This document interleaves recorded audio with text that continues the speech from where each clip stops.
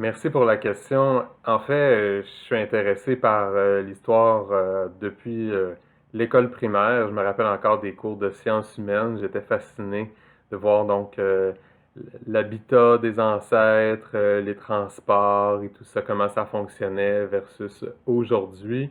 Et puis à l'adolescence, les frères de mon grand-père m'ont dit Hey, savais-tu que notre grand-mère, c'est une Acadienne? Elle se nommait donc Artémise Lejeune.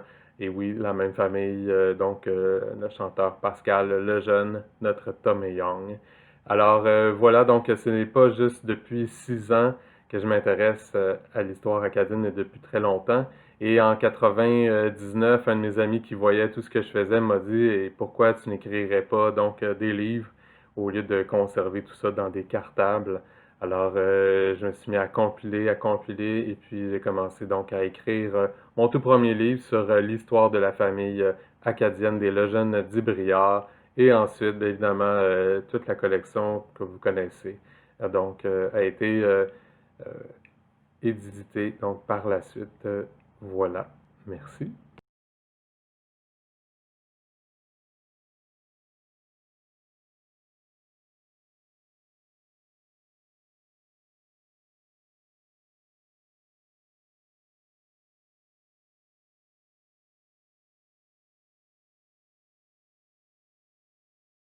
Pour cette deuxième question, donc les Acadiens qui vont réussir à fuir la déportation de 1755 vont se retrouver dans des camps de réfugiés, notamment le camp d'Espérance à Miramichi. Il y aura tellement de personnes qui seront envoyées donc dans ces camps-là, par exemple, qu'on va envoyer aussi des Acadiens à Port-la-Joie, à l'île Saint-Jean, donc aujourd'hui l'île du Prince-Édouard. Il y a aussi les Acadiens qui étaient sur le Pembroke qui ont fait une mutinerie. Ils vont donc se retrouver, eux, sur le fleuve Saint-Jean, et ils vont donc se réfugier à Sainte-Anne des Pays-Bas, aujourd'hui Fredericton. Alors, plusieurs de ces Acadiens, donc, qui étaient dans la région aussi de Sainte-Anne, vont remonter le fleuve Saint-Jean et se réfugier en côte du Sud, c'est-à-dire entre Montmagny et également Kamouraska. Il y a des hommes qui ont été payés pour les aider, étant donné que cette voie n'est pas si facilement praticable avec les chutes. Alors, ce sont 200 Acadiens qui vont faire cette voie maritime. Les autres, donc évidemment, famine et surpopulation font en sorte qu'on les envoie donc au port de Québec à partir de Port-la-Joie et de Miramichi. Ils vont donc s'établir temporairement dans la région de Québec jusqu'à la célèbre bataille des plaines d'Abraham.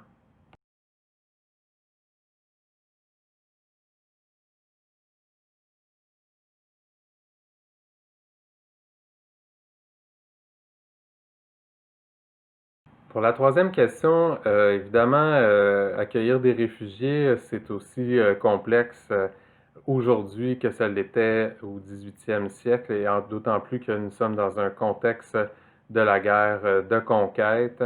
Alors, les Acadiens, quand ils vont arriver en territoire de la Nouvelle-France, donc soit le Canada ou aujourd'hui le territoire du Québec, pour l'ensemble, ils vont être très bien accueillis.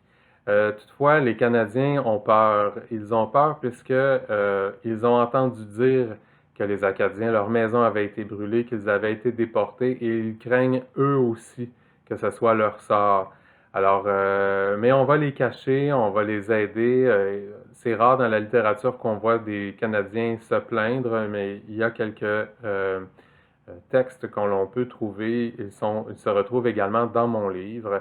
Alors, mais à la différence des réfugiés acadiens qui vont se retrouver en France, alors en France, ce sont les Acadiens eux-mêmes qui reçoivent les subsides, donc qui reçoivent l'argent pour pouvoir se nourrir, se loger, s'habiller.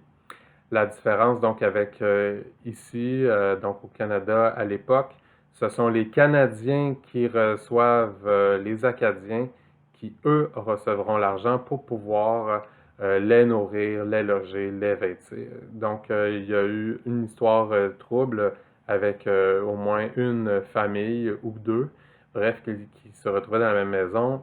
ils n'ont pas eu l'argent pour pouvoir acheter du bois et mettre donc se chauffer. Ils seraient morts gelés donc dans une nuit hivernale.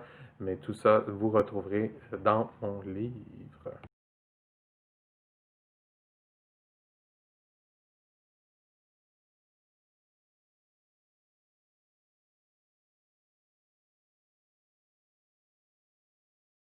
Alors, les Acadiens, évidemment, quand ils vont arriver à Québec notamment, ou même sur la côte du Sud, évidemment, sont habitués à ces guerres en Acadie. Ils en ont entendu parler aussi par leur père, mais aussi par leur grand-père.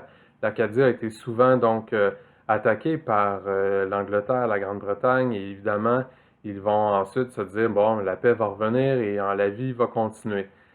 Quand arrive donc la guerre de la conquête, c'est autre chose. Donc, quand ils arrivent à Québec, évidemment, ils se disent que c'est temporaire. Ils espèrent retourner chez eux, sur leur terre, et donc reprendre la vie normalement après la guerre. Évidemment, ça ne sera pas le cas, et même dès l'année 1756, l'évêque écrit aux missionnaires en Acadie en disant ces pauvres Acadiens, ils ne veulent que retourner chez eux. Alors, mais évidemment, plus les années vont avancer, plus les Acadiens, bon, il y aura eu la variole, certains auront commencé à s'installer aussi, à avoir des épouses ou des époux canadiens. Alors, la très grande majorité va donc finalement rester en territoire de la Nouvelle-France qui s'appellera après la guerre The Province of Québec.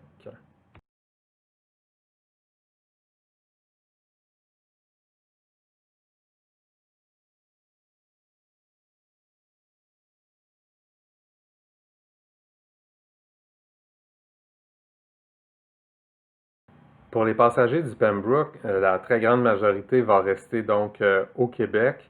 Certaines familles vont être mortes entièrement donc par la variole, mais la plupart vont quand même, un bon groupe va survivre. Je vais faire l'énumération où on les retrouve parce que finalement, ils ne resteront pas dans un même endroit. Il y a quand même quelques régions particulières.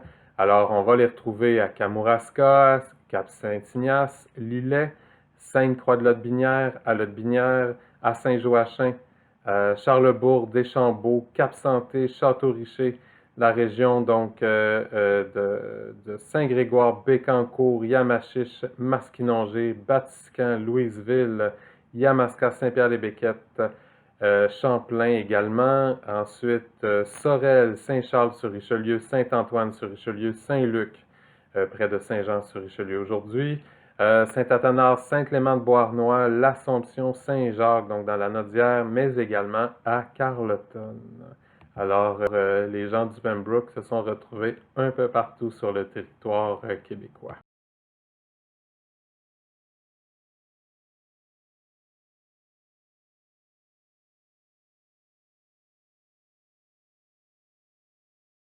Y a-t-il eu des miliciens acadiens sur les plaines d'Abraham le fameux 13 septembre 1759? Bien sûr que oui. Alors, c'est ça, on trouve la donnée dans le journal de Malartic, c'est lui qui gère les armées du roi, et il mentionne qu'il y en a eu 150. Mais quand on regarde et qu'on analyse les chiffres qu'il propose, tout est arrondi à zéro, à l'exception des 35 écoliers donc, qui étaient jésuites, donc à l'école des jésuites, qu'on appelait les Royales Syntaxes. Alors, mais tous les autres sont à zéro. Et quand j'ai voulu étudier cette question-là, j'ai vraiment regardé tous les journaux des militaires, qu'est-ce qu'on nous disait sur ces gens-là. Et finalement, il faut savoir qu'en 1759, au printemps, lorsque le gouverneur Vaudreuil apprend que Québec est la cible prochaine donc de l'invasion des Britanniques, il fait évacuer tout le gouvernement de Québec, donc les femmes, les enfants, les hommes qui ne sont pas aptes à prendre les armes et les personnes âgées.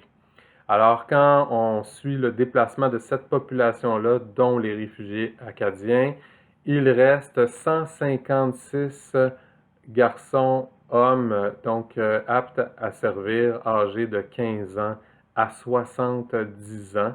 Alors, est-ce que effectivement ces 156 étaient sur place? Évidemment, mais l'article nous dit qu'ils étaient 150, chiffre arrondi. Y a-t-il une personne ou deux de trop? C'est une bonne question, mais l'annexe se retrouve dans mon livre avec identification de ces hommes-là, leur âge, leur lieu de provenance, les parents, est-ce qu'ils étaient célibataires, veufs, mariés, bref, à découvrir à la fin de mon livre.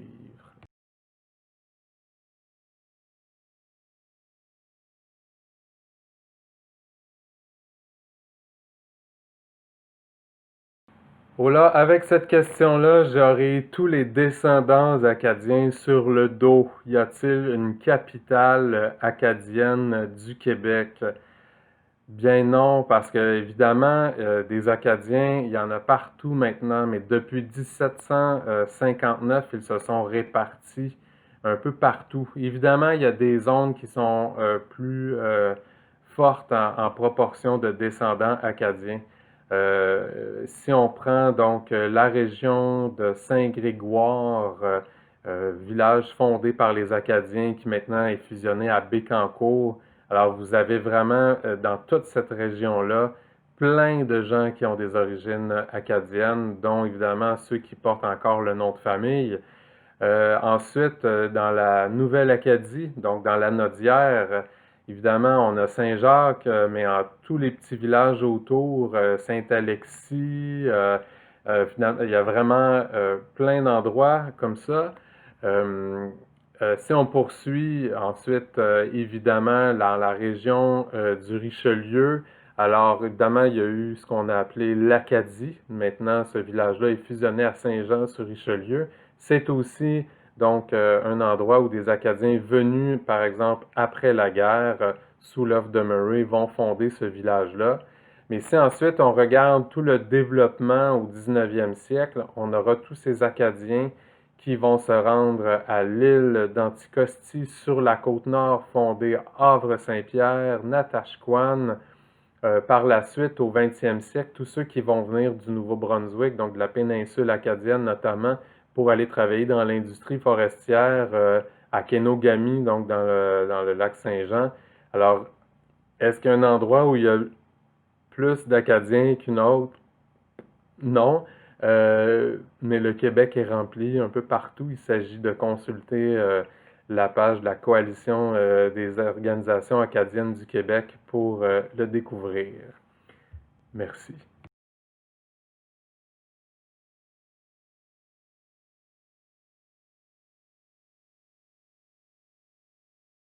Alors pour cette dernière question, j'ai une liste de projets que je veux réaliser.